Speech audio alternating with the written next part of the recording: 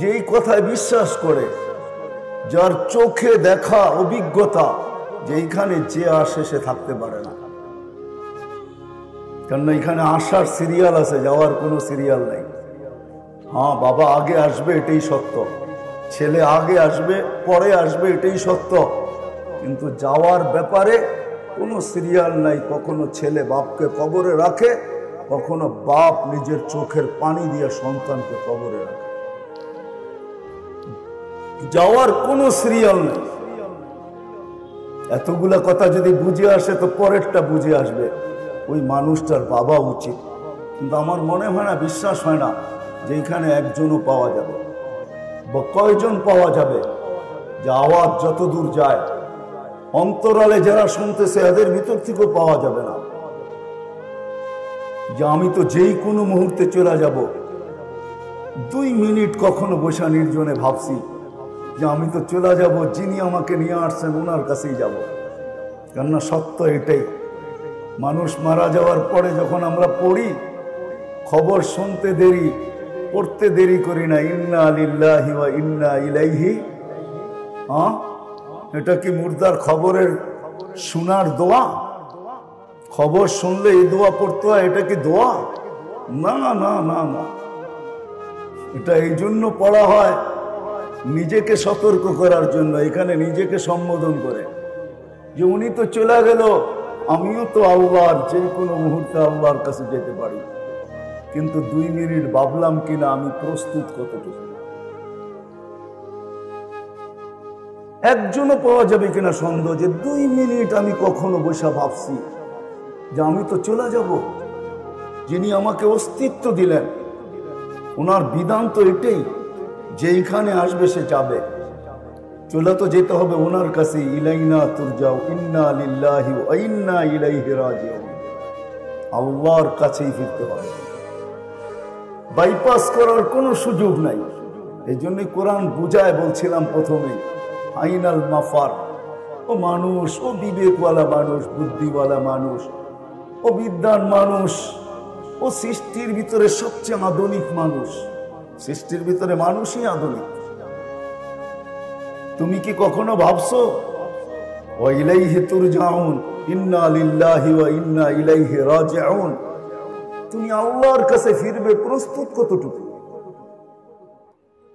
যুবক কি কখনো ভাবে যে আমি যেই কোনো মুহূর্তে যেতে পারি? গত 2 দিন আগে এই ফ্লাইওভারে রাত্র 3টার সময় 3টা ছেলে মারা গেছে, ঠিক না?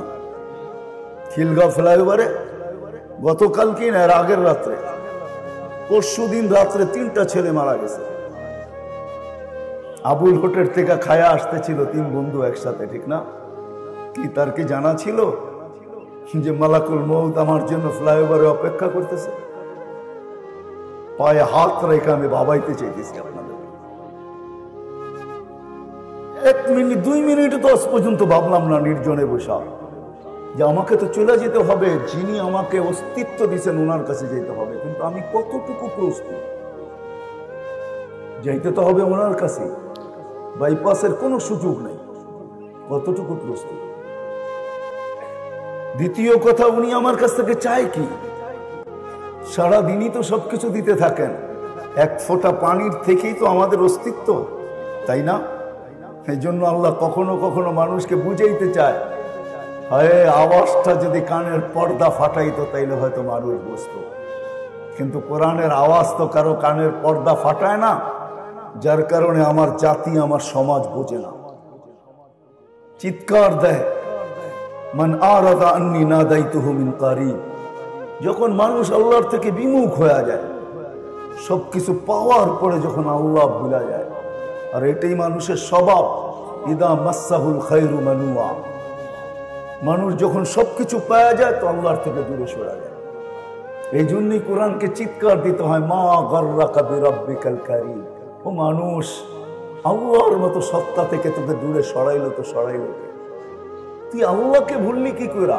আল্লাযী আকরাবু মিন হাবলিল ওয়ারিদ, যে রোগের চোখ আছে, আনা মাআকুম আইনা মা কুনতুম, যে সদা সর্বদা আমার সঙ্গে থাকে, আযকুরুকা ওয়ালাউ তানসানি, যে 24 ঘন্টা আমাকে সুরক্ষিত করে, আস্তুরুকা ওয়ালাউ তাকশানি, যে 24 ঘন্টা আমার দোষ ত্রুটিকে লুকাইতে থাকে, লুকোচুরি খেলতে থাকে।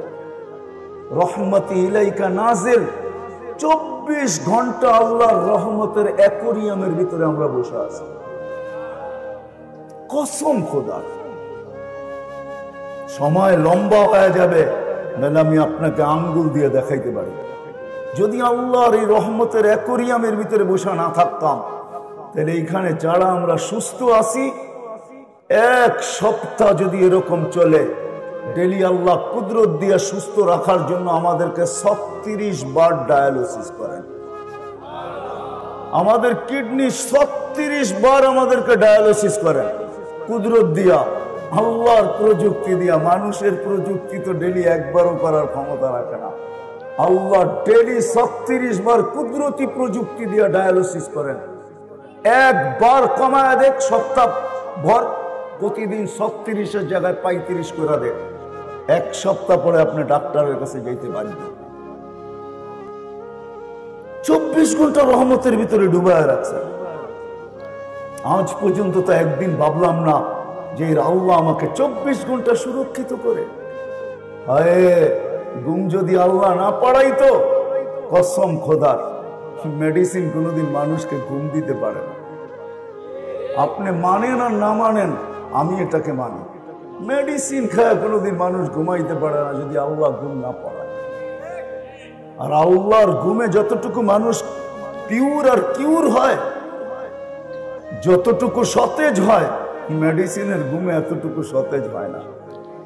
বিশ্বাস হয় না? হ্যাঁ, সত্য এটাই। আল্লাহ ঘুম পড়ায়, আল্লাহ ঘুম পড়ায় দেয়। এই জন্য এক হাদিসে আছে, শ্রম পেশার মানুষগুলা যখন বাড়িতে ফিরে, আল্লাহ বলে আমি পিঠ কুদরত দিয়ে পিঠ থাবড়ায় তোকে ঘুম পড়ায়।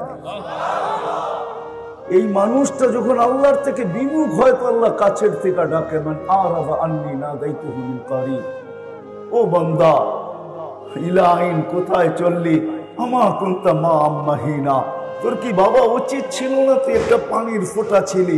ফামান জাআলাকা দামা, তোকে রক্তে রূপান্তরিত কে করলো? ওমান জাআলাকা মুদগা, তোর কি বাবার উচিত ছিল না এই রক্তটাকে কে রক্তপিণ্ডতে রূপান্তরিত করলো? ওমান জাআলাকা ইযামা, এই রক্তপিণ্ডটাকে কে কঙ্কালে রূপান্তরিত করলো? এটা কি তোর ভাবা উচিত ছিল না?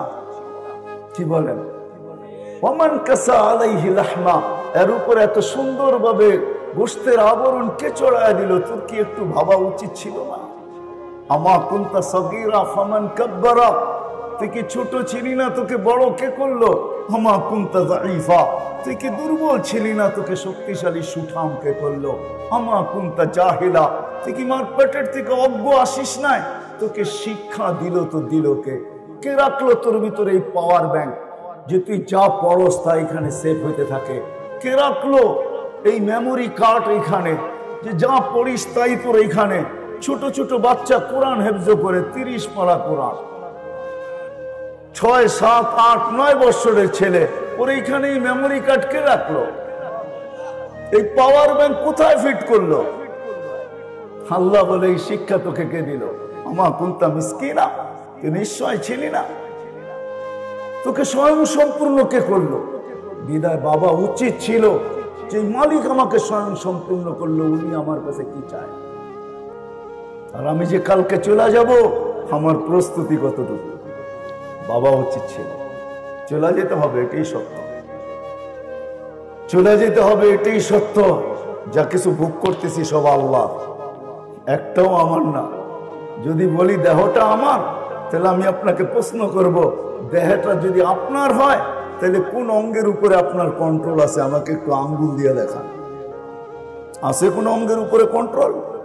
হ্যাঁ, তাহলে দেহটা আমার হলো তো হলো কি করে? আমি প্রবাদ বাক্যের দিকে যাব না, এইভাবে বুঝাইতে চেয়েছি। আমরা বলি দেহটা আমার, যদি হয় তাহলে আমাকে লজিক দিয়ে বোঝান কোন অঙ্গের উপরে আমার কন্ট্রোল আছে। আমি তো চাই না দাড়ি পাকুক, এটা তো পেকে গেল। আমি তো চাই না বয়সের ছাপ লাগুক, বয়সের তো ছাপ লেগে গেল।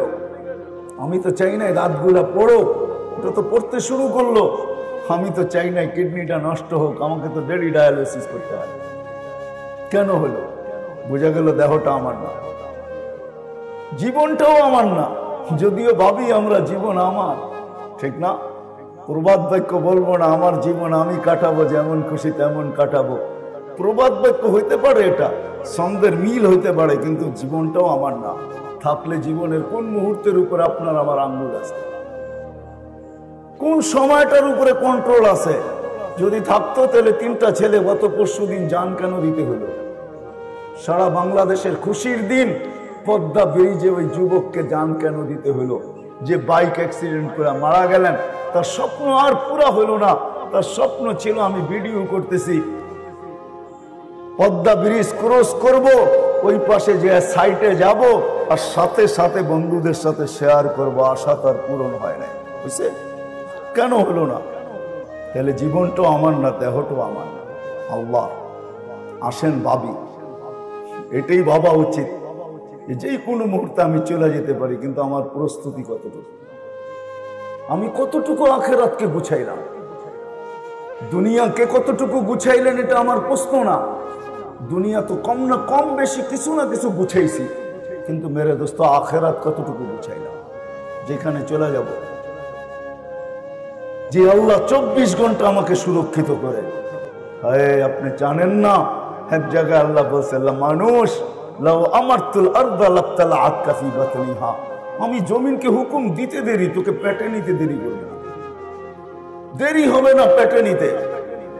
কসম খোদার, কয়েক সেকেন্ড লাগবে আমাদের এই বিল্ডিং শিল্ডিং সহ পেটে নিতে, যদি একটু স্কেল বাড়ায় দেয়।